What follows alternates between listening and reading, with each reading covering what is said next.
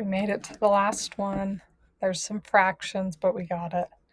So I'm going to take out the f of x and write y. And then we're going to switch x and y. So x equals negative 14/3 y minus 21. And then the last step is to solve for y, so get y by itself. And when we do that, the answer is going to be our inverse function. So I'm going to start with adding the 21 to the other side. So I have x plus 21 equals negative 14/3 y. This is where it gets a little tricky. So you can divide everything by 14/3 or negative 14/3. I like to just get rid of the fraction. It makes it easier to handle. So I'm going to multiply everything by 3. And I could do even negative 3. How about we do negative 3?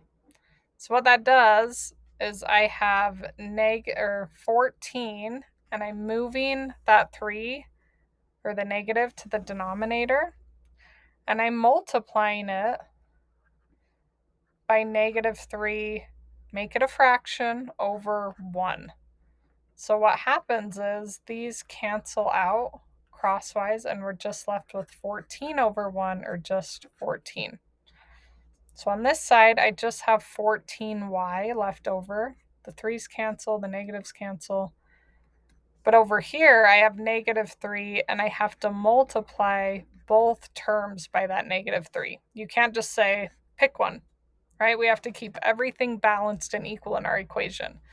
So I actually have negative 3x minus 21 times 3, which is 63, equals 14y. So now our fractions are gone. We just multiplied. Now I'm going to divide everything by 14. And I could actually just do that one way across. Like I could just do all divided by 14.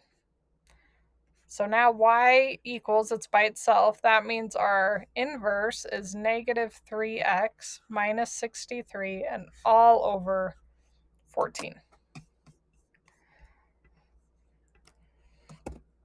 Negative 3x minus 63, there's my numerator, divided by 14.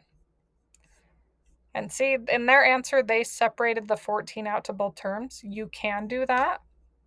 That's helpful if you're graphing, but you don't have to.